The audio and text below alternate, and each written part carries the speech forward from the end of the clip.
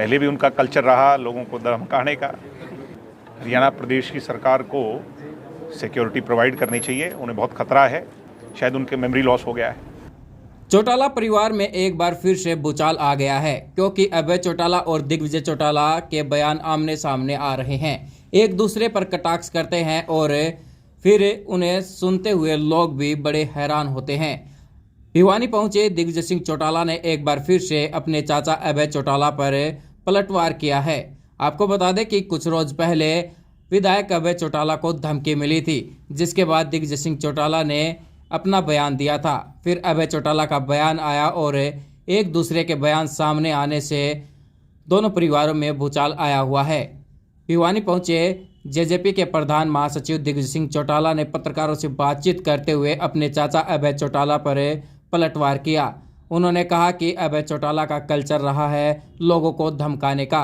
उन्होंने हंसते हुए कहा कि हरियाणा सरकार द्वारा उन्हें सिक्योरिटी दे देनी चाहिए और बहुत सारे गनमैन दे देने चाहिए, क्योंकि उन्हें शौक रहा है। उन्होंने कहा कि हरियाणा के लोग हैरान हैं। साथ ही उन्होंने अभय चौटाला की मेमोरी को लॉस बताया। आपको बता दें कि आज 25 जुलाई को भिवानी के चौधरी बंसीलाल विश्वविद्यालय में जेजेपी प्रधान महासचिव दिग्विजय सिंह चौटाला 100 कार्यकर्ताओं की बैठक लेने पहुंचे थे। इस दौरान उन्होंने 6 अगस्त को हिसार में होने वाली 100 रैली के लिए 100 के कार्यकर्ताओं को निमंत्रण दिया। इस दौरान पत्रकारों से बातचीत करते हुए दिग्विजय सिंह चौटाला ने अपने चाचा अभय चौटाला पर क्या कुछ टिप्पणी की और कांग्रेस को लेकर और मणिपुर मामले में क्या कुछ कहा, सुनिए ये रिपोर्ट।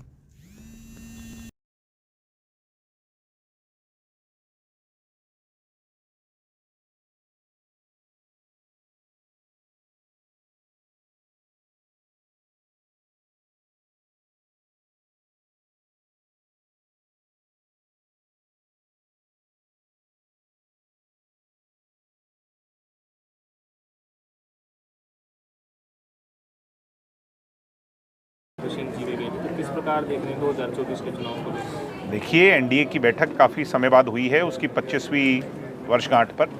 वो अच्छा है, सब लोगों की राय ली गई, हमने भी बहुत राय दी, वहाँ पे अपनी बात रखी, सभी राजनीतिक दलों ने राय दी, मिलजुल करके अच्छी चल रही है सरकार। आगे पूरे 5 साल कंप्लीट तो करेगी, इसमें तो कोई दो राय नहीं। 5 साल के बाद दोनों कैसे लड़ेंगे मिलजुल के, वो अभी तय होना है। सीनियर लीडरशिप दिग्विजय जी का व्यक्तिगत क्या मानना है, गठबंधन में लड़ना चाहिए फिर अकेले लड़ना? व्यक्तिगत तौर पर नहीं कहा जा सकता, ये पार्टी की लाइन पर चलना होता है जब आप पार्टी में होते हैं, और पार्टी की लाइन पार्टी की लीडरशिप तय करती है। इसीलिए तो लीडर क्या किसको कहते हैं, जिसके पीछे हो, तो लीडरशिप तय करती है। हम सब लोगों की लाइन, पार्टी की लाइन लीडरशिप तय करती है। मैं ये मानता हूँ कि जो लीडरशिप तय करेगी, हम सब लोग, पूरा हरियाणा, पूरी जेजेपी उनके साथ। कॉमन मिनिमम प्रोग्राम तैयार किया गया था सर, तो कुछ एक मुद्दे तो हो गए। ऐसा है ना जी कि बहुत सारे काम हो गए, बहुत सारे काम रह गए। जो रह गए उन पर लड़ाई अभी भी जारी है, चाहे पेंशन हो, चाहे कोई और बातें हो, इन पे सब पे काम कर रहे हैं और जल्द उस पर हो जाएगा। अभय चौटाला जी को जो धमकी मिली थी, उसके बाद उनके आरोप आ रहे हैं कि पार्टी खत्म की, उसके बाद घर परिवार भी खत्म करने की आप लोग कह रहे हैं। उन्होंने कहा कि लाड प्यार से खुआया था, इसलिए वो बिगड़ गए। अब ये तो उनकी सोच है, इस पे वो क्या बोलते हैं, कभी कुछ कहते हैं, कभी कुछ कहते हैं, और मैं उस पर ज़्यादा टिप्पणी ना करते हुए इतना ही कहूँगा कि उन्हें हरियाणा प्रदेश की सरकार को सिक्योरिटी प्रोवाइड करनी चाहिए, उन्हें बहुत खतरा है, और बहुत सारे गनमैन उन्हें दे देनी चाहिए। उन्हें इस तरह का शौक़ भी है असली वाले लोगों को अपने साथ लेकर के चलने का। पहले भी उनका कल्चर रहा लोगों को धमकाने का, और अभी वो कहने लगे थे कल को कि मैंने किसको धमकी दी। तो पूरा हरियाणा इस बात से बड़ा हैरान है, शायद उनके मेमोरी लॉस हो गया है, मैं और क्या कहूँ। सर, बात करें मणिपुर हिंसा की, ऐसा है कि मणिपुर के अंदर जो कुछ हो रहा है वो बहुत अनफॉर्चुनेट है। मणिपुर पर सुप्रीम कोर्ट को जब इंटरवीन करना पड़ गया तो ये बहुत अनफॉर्चुनेट है। इस पर बहुत सख्त कार्रवाई होनी चाहिए। मणिपुर हमारे देश का अभिन्न अंग है, और ऐसे में वहाँ पर अगर दो धड़े लड़ रहे हैं उनको किसी भी तरह से एमिकेबली एक उस पे लाना चाहिए, अन्यथा इससे बहुत नुकसान होगा। बात करें गुज्जर और राजपूत समाज एक दूसरे के सामने आ गया था, कैथल में एक मूर्ति का अनावरण किया गया था। तो सर किस प्रकार देख रहे हैं एक लोकतांत्रिक देश में इस प्रकार के छोटे छोटे मुद्दों को, और हाईकोर्ट ने भी इसमें संज्ञान लिया है सर। 3 तारीख को हरियाणा सरकार को जवाब देना है कि क्यों ना मूर्तियों पे जो अनावरण है इन पर रोक लगा दी जाए। किस प्रकार देख रहे हैं सर? मैं एक बात मानता हूँ कि जो बड़े लोग होते हैं, जो महान विभूतियाँ रही हैं, वो किसी एक की नहीं सबकी होती हैं। हो सकता है कि वो एक कास्ट से हो।